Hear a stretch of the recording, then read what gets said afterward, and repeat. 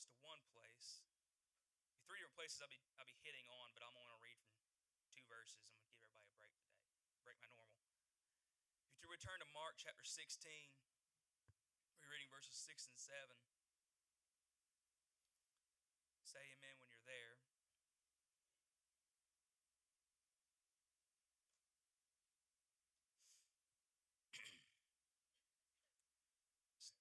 Time of prayer, time of study. There is something that's been, Lord's been dealing with me on for a little bit now. But if I could title the message, I'm not usually one who titles messages for reasons that I'm not going to get into. But if I could title it, I would title the message, Go Tell Peter. Mark chapter 16, verses 6 and 7 says, And he saith unto them, Be not frightened. Ye seek Jesus of Nazareth, which was crucified. He is risen. He is not here. Behold the place where they laid him. But go your way, tell his disciples and Peter, that he goeth before you into Galilee. There shall ye see him, and he said unto you, as he said unto you. You can look back at a lot of different places, and there's one place, I believe it's a Matthew. I made a mark here. Let me get to it. If I can find it, maybe I didn't mark it. But there is a place in Matthew, and he told them, When I risen again, I will meet you in Galilee. Christ never misses his appointments. Never does, never will. If you would please reach your hands this way, ask the Lord to help me today, I would greatly appreciate it.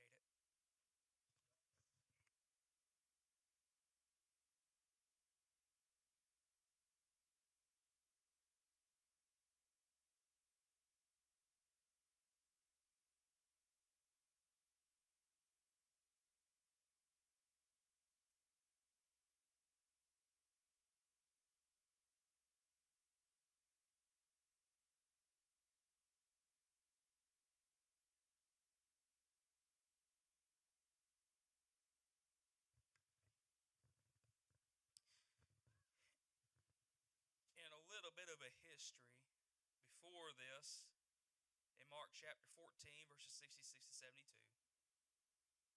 I'm not going to read it. I'll spare you that. But when reading that, you'll see, and it's the scriptures of Peter's denial of Christ. He has been confronted by multiple people. He's denied them, denied Christ. Eventually led to him cursing Christ and a cock crowing. But you see all these things that happened that led up to it, to where Peter is today. Peter's denied Christ. In John 21 and 3, Peter's went back to fishing. He's no longer doing the calling. He's no longer listening. He's no longer just pretending himself as one of the disciples, but instead has went back to what he once did before his calling. He's went back to what he once was. Went back to what he's familiar with. Now I myself, I'm 31 years old. I know 4 different trades. I have plenty I can go back to. Plenty of jobs I can go back to. Plenty of careers I can fall on if I need to. But IT is what I do. IT is where I'm comfortable at right now. But I have skill sets and I have jobs and I have possibilities and positions that I've had that I can go back to if it doesn't work out. We see Peter here has went back to what he once was doing before his encounter with Christ. We can read in theology, in a part of study of theology, there is something called the law of first mention. It's a biblical interpretive of principle stating that the first appearance of a word, a person, place, or a thing is important. So when you read that, and it says, Go tell my disciples and Peter, it's bringing you to a point of saying, hey, pay attention to this right here. It's important. It's not just some random Joe Schmo. It's not just some random person that may be out there named Peter, but go tell my Peter. Go tell my friend. Go tell the one I loved. Go tell the one who hugged my neck. Go tell the one that was willing to die for me and willing to cut a man's ear off for me. Go tell him. We know Peter, we know him as a hothead. But a lot of people don't realize is that Peter was one of Christ's inner circle. Peter, James, John. Always in that order. Always found in the order of Peter, James, and John. Christ's inner circle. So you imagine that your best friend, your closest friend, has denied you. He's turned his back on you. But here Christ is. He's risen from the dead. And he says, go tell my disciples. And go tell that one who no longer views himself as one of mine. Make sure you go tell him. Make sure you go tell the one who no longer views himself as one of my disciples. Go tell the one who's fallen back to what he once did. Go tell the one who's backslidden. Go tell the one who's fallen away. Go tell the one who may not be as close to me as he once was. Make sure you tell him. Make sure you tell Peter. Go tell Peter. But here sits an angel. You know, you sit there and you think of that. It says, be not frightened. You can very easily translate that to stop screaming. Stop screaming. It's me. It's of God. Calm down. Pay attention. There's a reason why you're coming, but he's no longer here. He's risen. He's alive. He's no longer in the grave to which you come to find him in. He's no longer where you once laid him at now. He's alive. He's alive again. He's no longer in that grave. He's no longer wrapped in grave clothes. He no longer has a napkin over his face. But he's alive. He's risen. Now, go tell his disciples. Go tell Peter. Go tell my people who believe in me that the news that I'm risen, that I'm no longer in the grave. I'm no longer where I once was, but I'm alive again. I've kept my appointment. I've kept my word. I'm no longer in the grave. I'm no longer the same. I'm better now. I'm no longer man and God. Now I'm God. I'm risen. I'm no longer man and flesh, but I'm in my glorified body. I'm risen.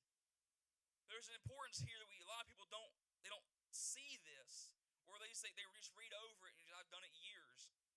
Okay, go tell Peter that he goeth before you into Galilee. We just read that as haphazard. We read it as just a part of the scripture. But we mistake that for his promise in Matthew. That said, when I be risen, I'll go before you into Galilee. How would he know that? Unless he knew what was to come for him. But he knows enough now. Yes, I'm going to meet you in Galilee. I'm going to meet you where I said I was.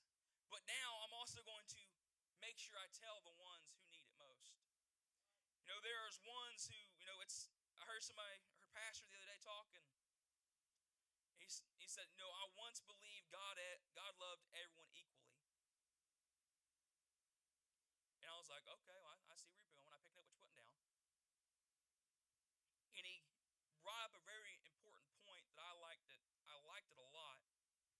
He said, God loves some more when they need it most of where they are. Peter's given up. He's gone fishing.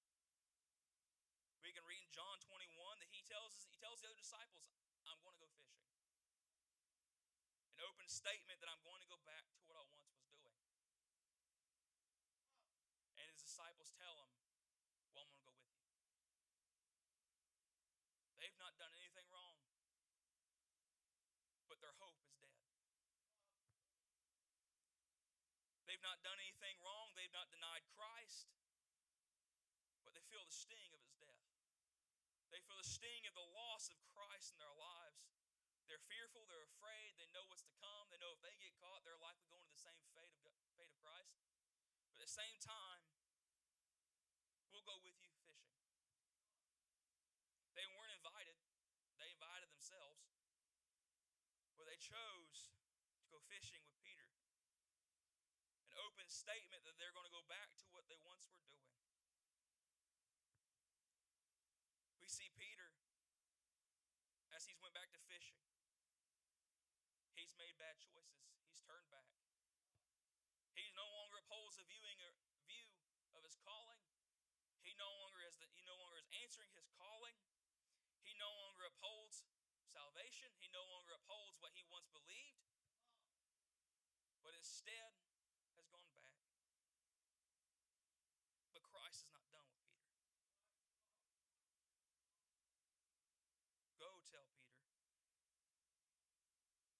It wasn't just tell him that I'm done with you. It wasn't go tell him that I don't want to see you in Galilee. Don't you dare come. Your invitation has been rescinded. But go tell Peter that he goeth before you into Galilee. There you shall see him. In other words, make sure you tell him he better meet me there. I've not forgotten him. He's not disgraced. He's not downtrodden. He's not washed out. He's not washed up. But tell him to meet me where I told him I'd meet him. Make sure you tell him to come back to me. I can look at my own personal life. The times I've fallen. The times that I've almost given up. That I'm glad God is a God of second, third, fourth, fifth, 100 chances. It's not just one of, oh, you messed up once, good riddance, go on about your way. But it's one that his mercy's renewed daily. But it's one that he knows where you've fallen. He knows where you've given up. He knows how you've fallen down. He knows where you're no longer up as close as you once were.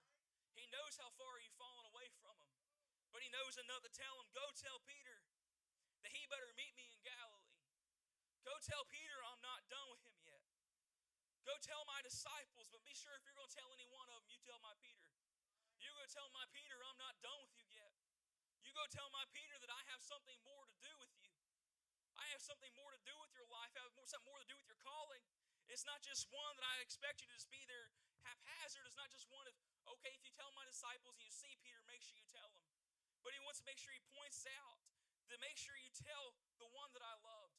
Make sure you tell the one that hugged my neck. Make sure you tell the one that once answered the calling of Christ.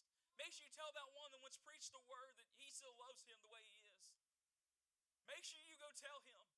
Make sure you go tell the one who once was living right and has fallen away slowly, stepping back every day, who picked up the things they once laid down. Make sure you go tell them that I still want to see them in Galilee. Make sure you go tell the one who's falling away that I still have a purpose and a plan for their lives. Make sure you go tell Peter. Peter's disgraced. He feels as though he's gone too far. He feels as though he's done too much or he's gone too far to come back. But make sure to tell Peter. Tell Peter that I still love him. Tell Peter that I still have a plan for you. Tell Peter that it doesn't matter what you've done or what you've said or what you've gone back to doing. But make sure you tell Peter that I still love you where you are. It doesn't matter how far you've fallen. It doesn't matter how many times you've fallen. What matters is that you get back up and you get back on the horse to get another chance to go again. Don't just lay there in the mud. Don't just lay there by the campfire after you've forsaken Christ. Don't just lay there in the place of saying, well, I denied him. The roosters crowed. I can no longer go back. But I know Christ. Christ still calls. We see so many things that's happening. When he says, well, make sure you go tell Peter. What are some of the other things Christ could have been saying to Peter? It wasn't just saying, go tell him I'll meet him there. But it was turning around and saying, tell him I still love him. Tell him I still want him. It doesn't matter the mistakes, but I still want him. You go tell Peter I'm still thinking of him. He's still close to my heart. It doesn't matter how far you've fallen away, I still think of you. I still call for you in my heart. I still pray for you. I still long for you to be part of my communion, part of my fellowship. But make sure you tell him, I'm risen again, so now there's grace for the things that once you've done. There's now grace for you. Make sure you tell Peter that there's something more. It's not just you following me. It's not just you seeing the blessings or seeing the miracles that I've done. But now there's grace involved. There's something more. I've risen now. There's something more important to come. It's not just a falling away. It's not just when I'm gone, I'm gone. It's not just something of saying, well, I've seen what he's done. I've seen what Christ is capable of. Let's tell him I still have a work for you. I still know where you are. I still know where you're falling. I still know where you're struggling, but guess what? I have grace for that. I have a purpose for that you're going through. It's not to make an example. It's not to say, well, you've gone too far. You can no longer go back to that calling. You can no longer be where you once were. But as I say, there's something more for you. But make sure you go tell Peter.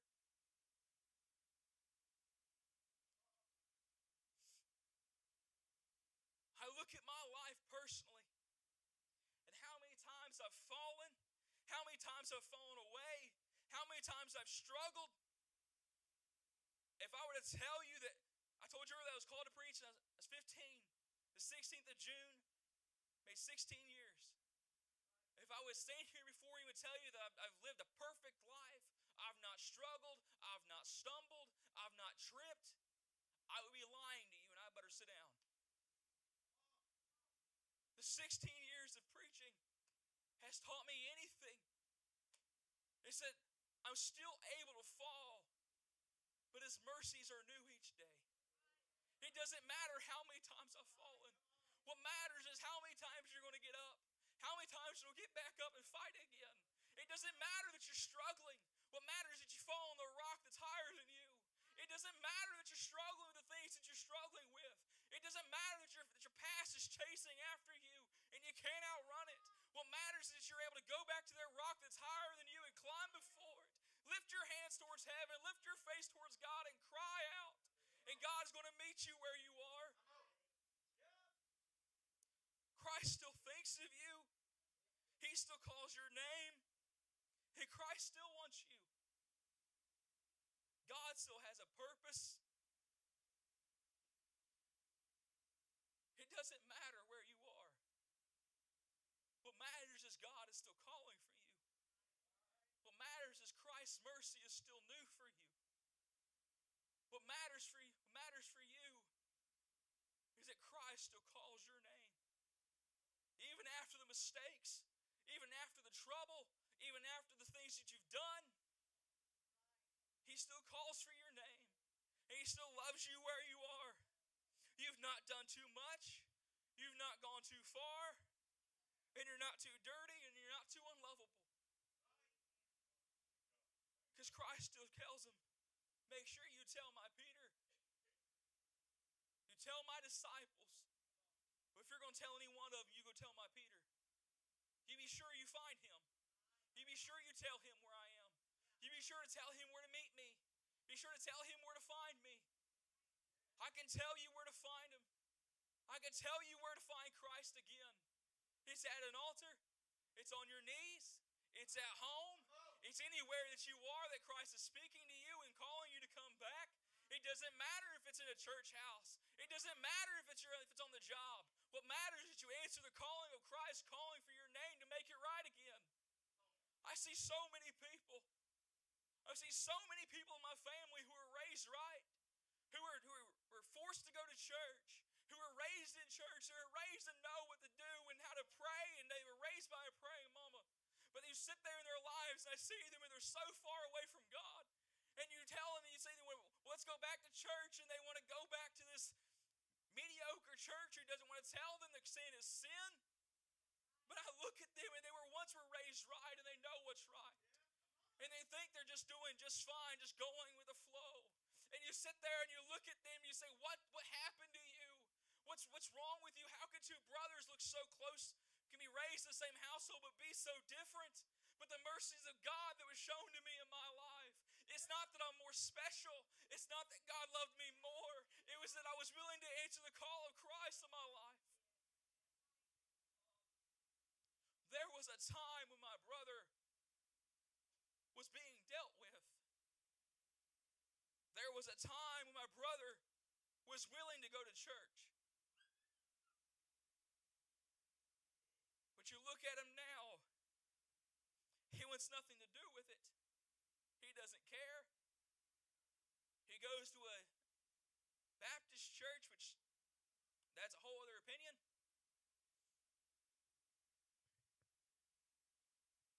He goes just for sake. Because he knows what's happened if you die lost and you go to hell. He knows what's going to happen. He was raised in the same church as I was. He's seen the Spirit of God move in the front of the church how I did. He was the one who was also asleep underneath the pews. When you woke up and you looked across underneath the pews and you saw people dancing in the front. He saw it just like I did. But you look at our lives, how they're so different. Say, well, yes, he's had a hard life. Yes, he did. I had a hard life too. But you know what? The calling of God was sure for me. I tasted and I see that the Lord is good. He wants to eat of the crumbs that fall off the table, and hoping that's enough to make him.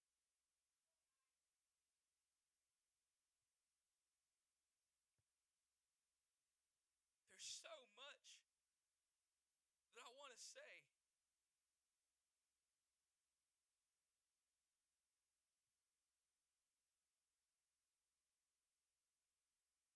As I prayed about this and I sought God, I have opinions, I have views, I have ideas. But I don't want my opinions or my views to judge who God is reaching for.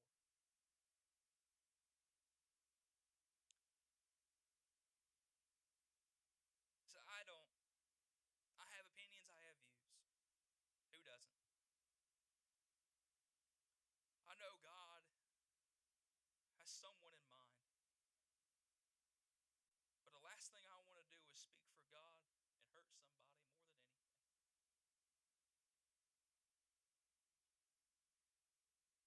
I don't know who the Peter is.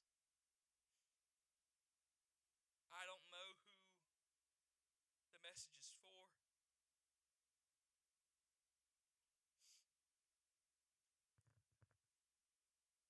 But I know when Christ says he'll meet you in Galilee, he will meet you. Matthew 26 and 23 is what it is. That Christ says, when I am risen, I will meet you in Galilee. Christ never forgets an appointment. If he tells you and he speaks to your heart, says, I'll meet you at the altar, you better believe he's going to meet you at the altar. If he says, I'll meet you where you pray, be sure to know he's going to meet you where you pray. It doesn't matter what you've done.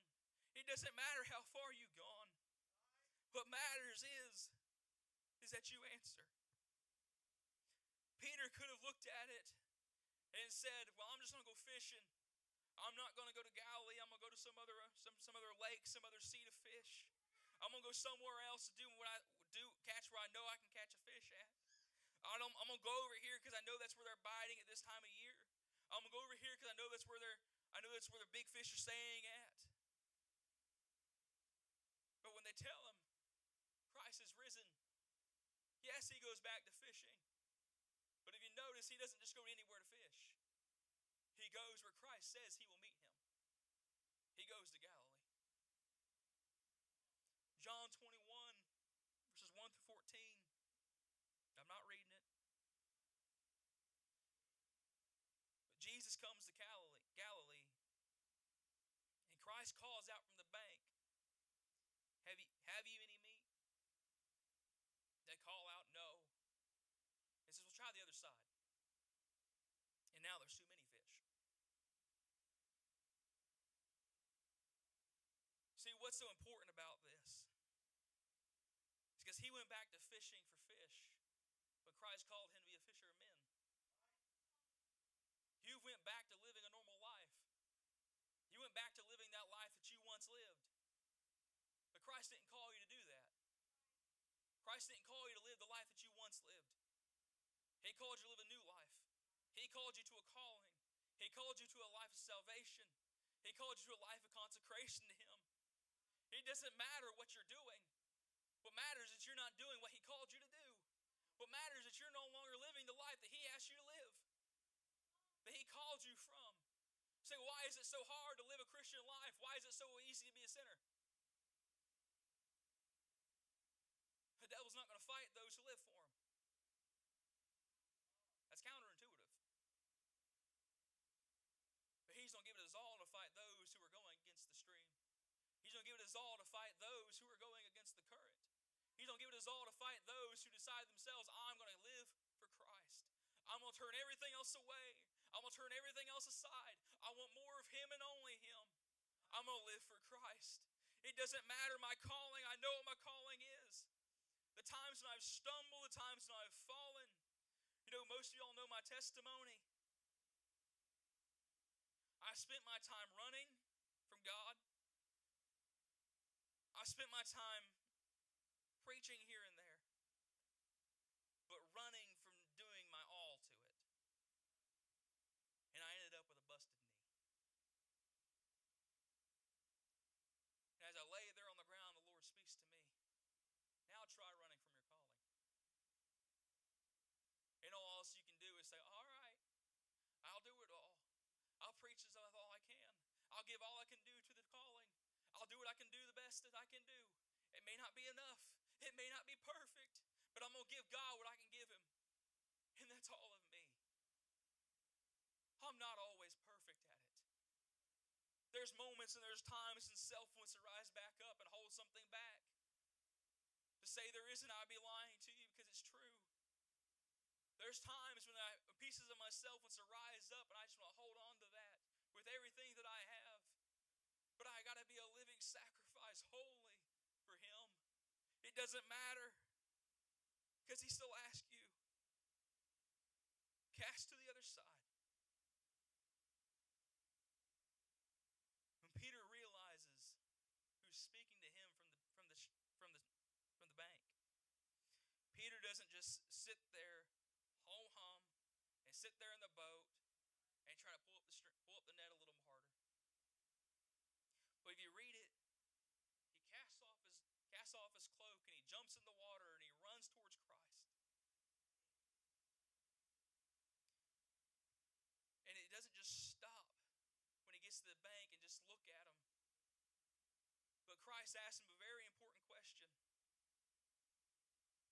Christ doesn't berate him. He doesn't knock him down. Christ doesn't turn him away and say, I was talking to those others in the boat. I was talking to those others who were catching fish. I don't want to talk to you at all. You go away. You betrayed me. You denied me. He didn't do that to Peter. But in 21 and 12 in John, he asked the question, come and dine. Come and dine. It doesn't matter how far you've fallen. It doesn't matter how much you've given up on the calling. It doesn't matter how much you're not doing something, how much you're not working. Guess what? If you're truly saved, you truly have a calling for God, it doesn't matter how much you do it, it's never good enough. You always want to do it. I can tell people till I'm blue in the face, I like doing IT, I like doing my job, but at the same time, it's not my favorite job. My favorite job, when I am the most happy working, doing a work, is when I'm preaching. When I'm sharing the gospel with people. That is when I am the most at peace, the most fulfilled in my duty. Because I'm doing it. I see these people and they're going full time, and in a way I'm envious of them. Because it's all I want to do. I just want to preach. I want to share the gospel with people. It doesn't matter if you're not doing it every single service like you want to. It doesn't matter if you're not shouting and dancing every single service you come in. It doesn't matter if you go down to pray and you don't feel God at all. You're going to have times like that. What matters is you keep getting down and pray. You still keep getting down to seek God's face. You still raise your hands in praise. You still raise your hands in worship. And when Christ says, come and dine, you still answer. Christ is still calling for those who have fallen away. He still has a plan.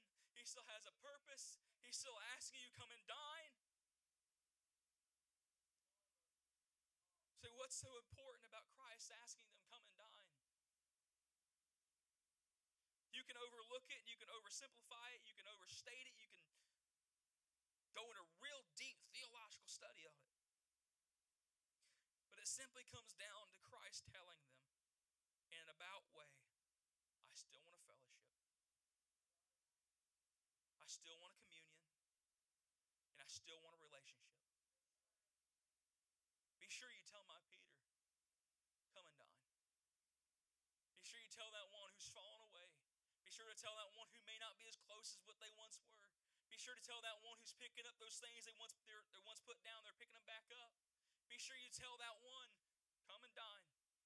I still have a table set. I still have a place for them. I still have a purpose. I still want a fellowship. I still want a relationship with you. It doesn't matter that you are scarred. It doesn't matter that you're marred. It doesn't matter that you're dirty. What matters is I still want you to come to my table.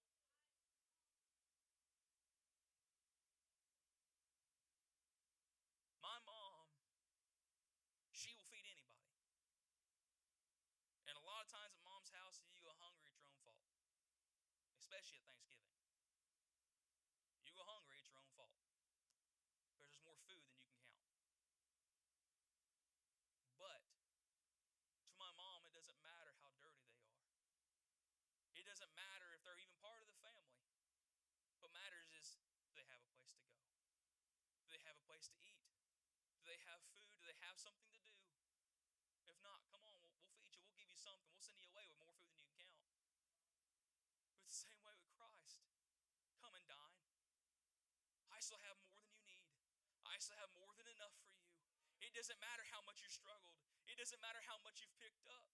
You can still lay them down with me, and I'll still pick them back up. It doesn't matter how many times you take it back from Christ. It doesn't matter how many times you pick back up that thing that you laid back down. What matters is Christ is still willing to take it back from you. That's all that matters. That's all that matters for Christ, that you're willing to give it back to him. He doesn't want you to fall away. He doesn't want you to stay in that place in which you're staying in. What matters in Christ is that you tell Peter that I still want him. You tell Peter I still have a plan. You tell Peter I still have a purpose. You tell Peter that I still love him. And I still expect to see him where I told him I see him.